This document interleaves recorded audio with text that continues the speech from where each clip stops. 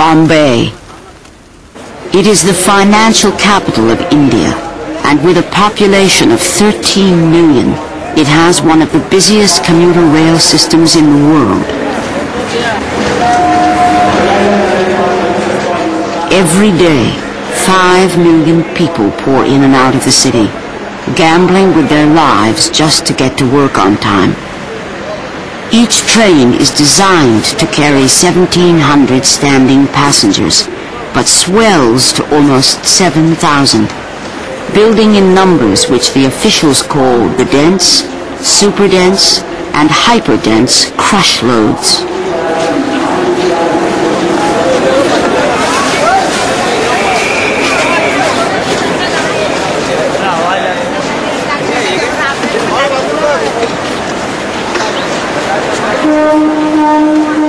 With over 70,000 people per square mile, Bombay is 6 times denser than New York City, and a train arrives and departs every 2 minutes. But many live up to 2 and 3 hours away, where the real commuter drama unfolds. At over 100 stations along the way, they vie for one of 2,000 trains heading downtown.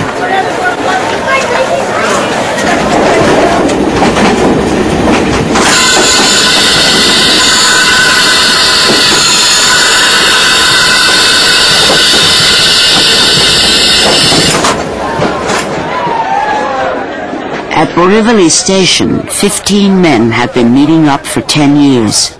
They call themselves the 854 Group, and every morning they stake out strategic spots along the platform. With speed and luck, they can claim a few seats that they'll share between them.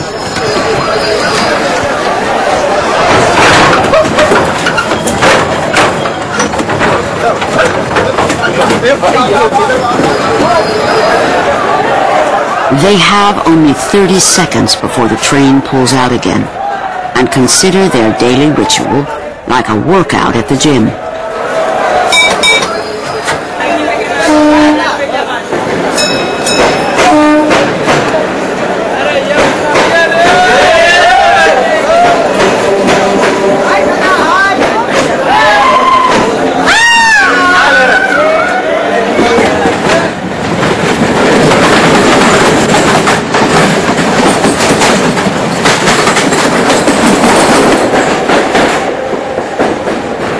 A very big advantage traveling by this train. We make so many friends, we discuss many topics, we come to know many things about what is happening all over Bombay, not only all over Bombay, all over India, what is happening. We just discussed everything but not politics. Not politics? No. Why not politics? We hate. We discuss everything under the sun but not politics, no religion, and no Harshad Mehta. Yes, I am a part of the same group who just spoke to you. We are members about 13 or 14 of us, and we have been very close to each other. Traveling this train, we have ties with our families. We meet quite often at parties, and well, we are very close to each other. What I feel is that the Bombay suburban passenger is facing the most hardest task while reaching his office. You see, the capacity of this rake is about maximum 1,400 people. But during peak hours there are more than 7,000 people traveling, but still nobody grumbles about it. I think that's the beauty of Bombay people. This is a part of the life, because we have to find something good from the bad things.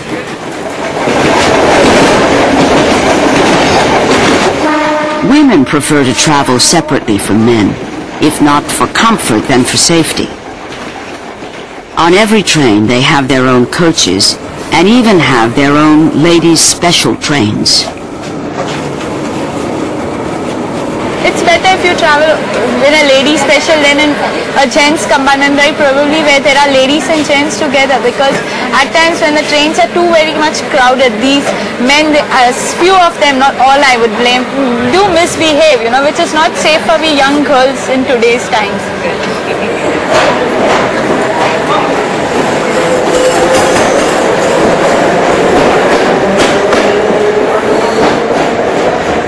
I think the railway should introduce more trains, more women specials to at least make a lady's journey comfortable. Otherwise, I don't think there are any special privileges given to women in this state. No way, not in our workplace, no way. We're treated like men.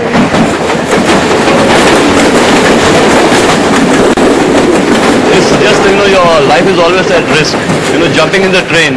And there are accidents. About 2-3 months back, somebody fell down in between the two compartments.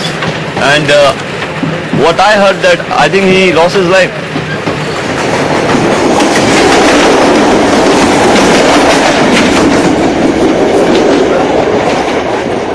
Every day, the daily average on the suburban section of the people who are killed is about 8 to 9 passengers. That is about 2,000 passengers in a year on both the suburban railways are killed every year on these tracks. It is one of the greatest problems for the railways and also for the motorman. If motorman does not get heart attack, at least as soon as suddenly someone comes, he gets blood pressure. It's a no man's land where the footpaths cross the tracks, and the trains roll through the playgrounds of the largest slum in Asia.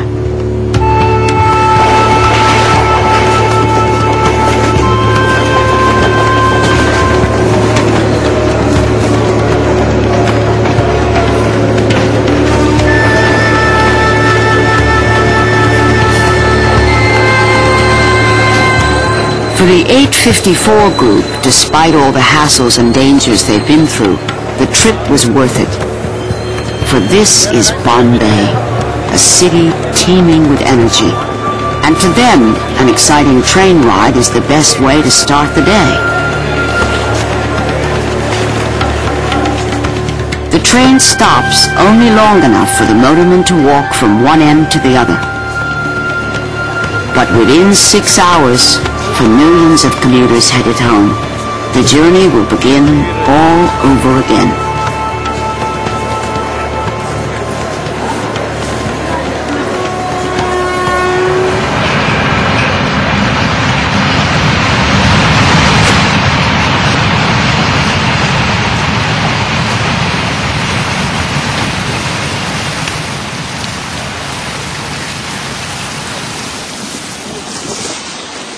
India is a country of villages. More than 70% of its people live out their lives in a day-to-day existence where there is no hurry. And only the changing seasons mark the passage of time.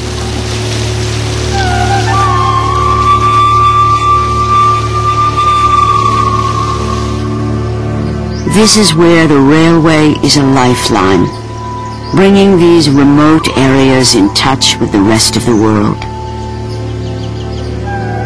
In South India, Pallur is one of thousands of small way stations which haven't changed much since British colonial times.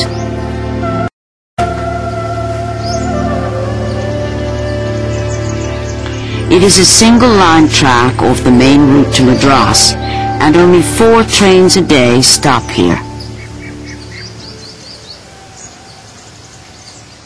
Mr. Govindarajan is the station master.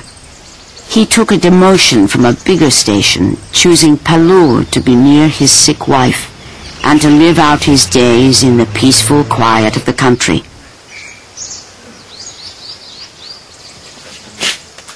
He shares his responsibilities with Kamakshi, a railway widow, who is officially the sweeper porter. Between the two of them, they run the entire station.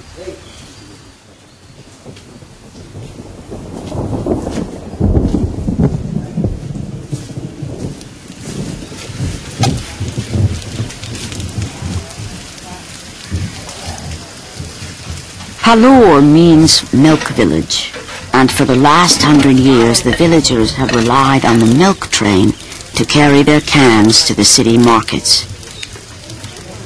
But before the train arrives, Govindarajan must coordinate with other stations to make sure that his line is clear for the coming train.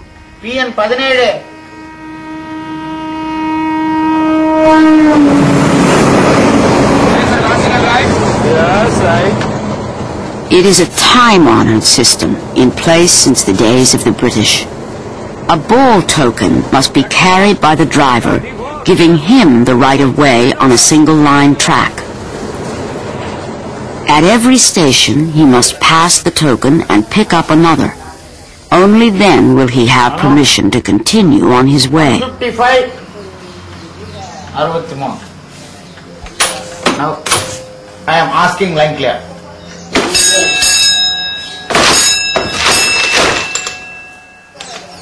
This is the authority. Token C17.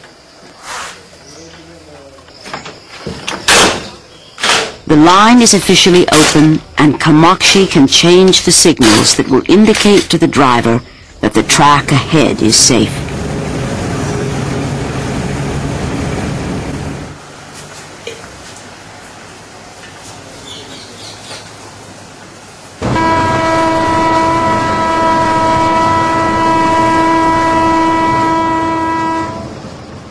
She will pass the ball on to the driver and prepares the cane pouch.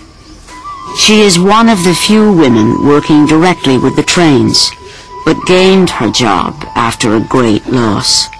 Her husband had been a fireman on a steam engine and committed suicide when he didn't make driver. It is the railway's custom to give a position to the widow, and Kamakshi will have a job for life.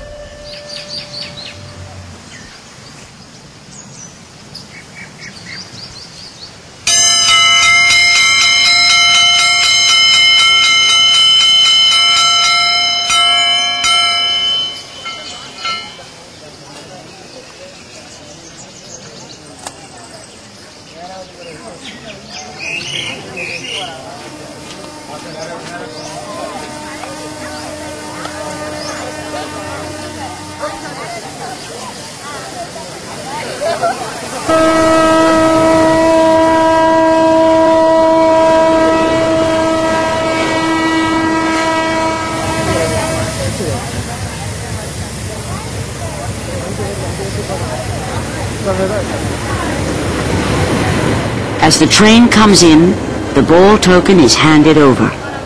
Now the driver can move safely into the next section.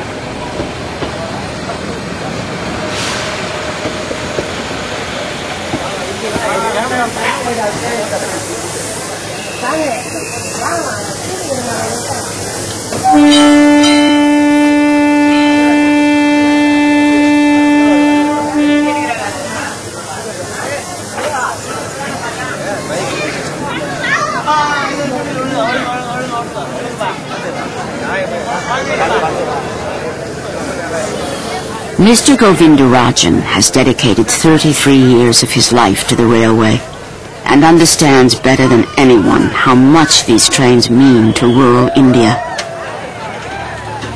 But changes are coming, and he has received word that with his retirement, his post will not be filled, and Palur station will be closed. They tell him that with only a few trains a day, there just isn't enough profit. Soon the trains won't be stopping here, and people will have to take the roads. He will be the last station master of Palur.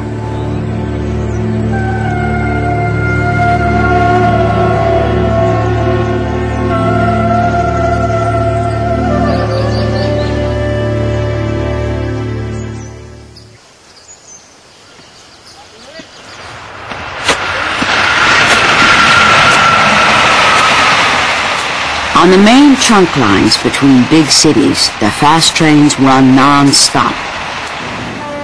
The Grand Trunk Express nears its destination. The journey to Madras is coming to an end, and the passengers who have spent 2 nights together ride in a world of their own.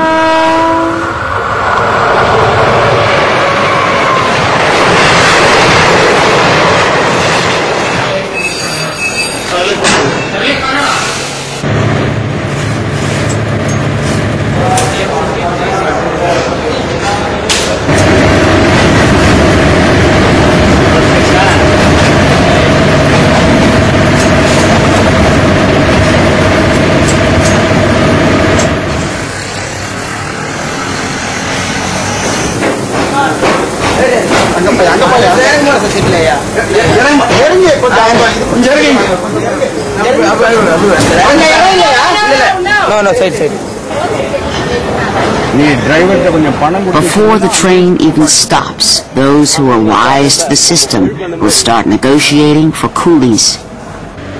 For this is Madras, the largest city in the south, and the hassle of any big station is only just beginning.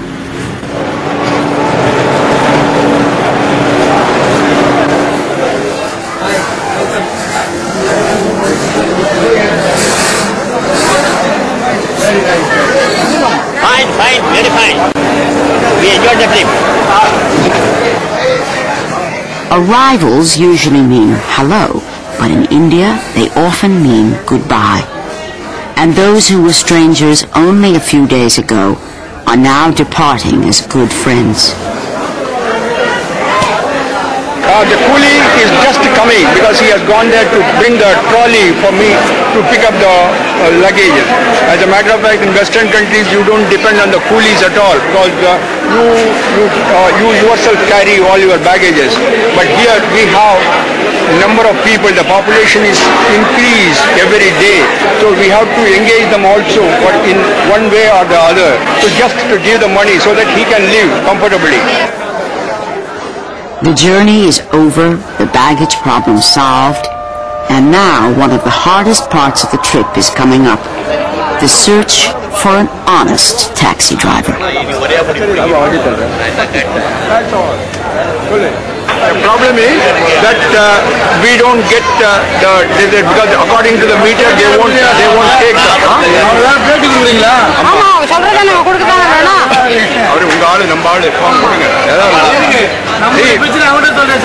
people.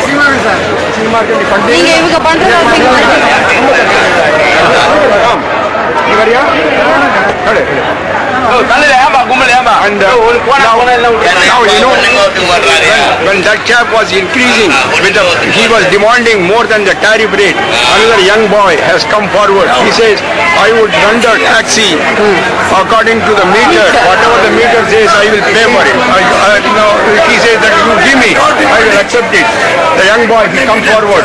Now it means the younger generation which is there, they are coming forward to help the passengers who are coming in the by train. They are here. I really appreciate. Really. Very much. So what happened? That's the one. He has agreed and he has been taking me to my home. So I'm happy. But they are very good people. Just like our some other people, some elements are always there, whether you are here in India or in America, wherever you go, the human tendency is such. When Adam and Eve was there, the Satan was also there. So there is, you can't help. That's all. That is the fact remains. That's all. Okay? Bye.